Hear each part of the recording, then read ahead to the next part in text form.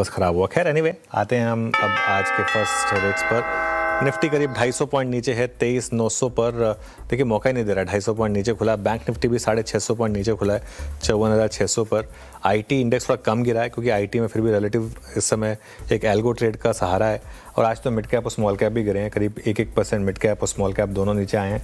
Nifty अब करीब 250 point नीचे है। एडवांस डिक्लाइन अभी के लिए थोड़ा सा ओके ही है, लेकिन ये शायद थोड़ा बिगड़े। 751 बढ़ने वाले शेयर, 1250 गिरने वाले शेयर।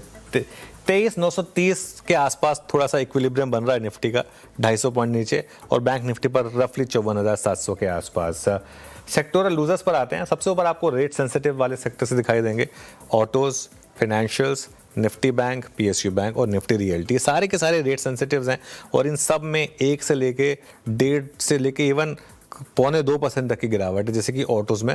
और थोड़ा सा एनर्जी भी नीचे आया है, तो इस वजह से ये यहाँ पर इस पर फोकस करें क्योंकि आज गेनर्स नहीं है, तो इसके लिए हम थोड़ा सा सेक्टोरल लूजर्स पर ज़्यादा फोकस करने वाले हैं। अब आते हैं हम जरा आज के निफ्टी लूजर्स पर। और निफ्टी लूजर्स में सबसे ऊपर टाइटन 3.5% नीचे।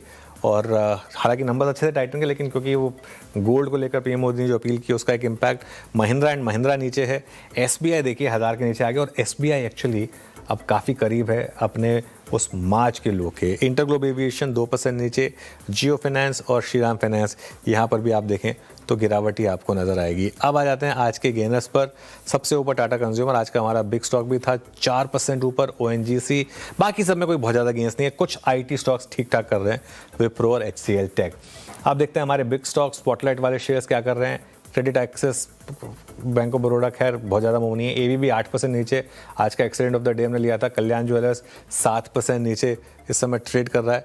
इंटरग्लोब एविएशन भी करीब 3% नीचे है। टाटा कंज्यूमर 3.5% ऊपर है। देखिए स्विगी और श्रेया, एक बात बताऊँ मतलब मैं हैरान था कि स्विगी को लेकर कोई कैसे पॉजिटिव हो सकता है ऐसे नंबर्स पर। 4.5% जो ब्रोकरेज के व्यूज़ आए उनमें से मैं हैरान था। 4.5% के करीब मूव। अपोलो हॉस्पिटल्स और परसिस्टेंट सिस्टम्स हमने स्पॉटलाइट में लिए थे। अपोलो कम गिरा है और परसिस्टेंट तो ग्रीन में है। चार्ट जीपीटी में पहले ग्रीन वाले स्टॉक्स देखते हैं। कोफोर्ज, 361 वैम और सीजी पावर लकीली तीनों ग्रीन में अब तक। रेड स्टॉक्स जो हमने लिए थे, डालमिया भारत, डिक्सन टेक और पंजाब नेशनल बैंक, तीनों इस समय रेड में आपको ट्रेड करते हुए दिखाई देंगे। रिजल्ट इम्पैक्ट देख लेते हैं क्विकली से। Tata consumer clearly stock of the morning. Bank of Baroda और बैंक ऑफ इंडिया के अच्छे नंबर्स आए, दोनों में मूव आ रहा है। एमसीएक्स फ्लैट है एकदम। एबीबी अब करीब 9% नीचे है। ओवरऑल रियल्टी एकदम फ्लैट है, कोई खास मूव नहीं यहाँ पर। स्विगी 5% नीचे है। अर्बन कंपनी में काफ़ी लोग काफ़ी बुलिश थे, 7% नीचे है। जेएसडब्ल्यू इंफ्रा, बालकृष्ण इंडस्ट्रीज, यहाँ पर भी इस समय आपको ठीक ठाक मूव्स दिखाई दे रहे हैं। निफ्टी करीब 250 पॉइंट नीचे सस्टेन कर रहा है। वीरू के पास चलते हैं और जानते हैं आज स्टॉक स्पेसिफिक कैसे मूव रहा है। वीरू बताइए। बिल्कुल अनुज, एक एफएमसीजी बास्केट कुछ हद तक डाउन साइड रिस्ट्रिक्ट करने की कोशिश कर रही है, हालांकि वो पॉसिबल अभी एज ऑफ नाउ लग नहीं रहा है स्क्रीन पे। We are still at day low. हालांकि इस वक्त टाटा कंज्यूमर, उसके बाद एफएमसीजी में से अगर आप देखें गोदरेज सीपी 0.25% ऊपर आके ट्रेड करता हुआ। उसके बाद जो दूसरी थीम, नॉट एग्जैक्टली थीम मैं कहूँगा, earning specific, bank of India करीब 0.3% ऊपर। बाकी अगर आप देखें पीएसयू बैंकिंग बास्केट में बैंक ऑफ बड़ौदा करीब 0.81% ऊपर ट्रेड करता हुआ। और कौन कौन सी थीम है, मिड कैप आईटी अभी स्पॉटलाइट में परसिस्टेंट का उल्लेख हुआ था 0.4% ऊपर। और ये हमने पैटर्न शुक्रवार को भी देखा था against all odds. Nifty IT was doing well.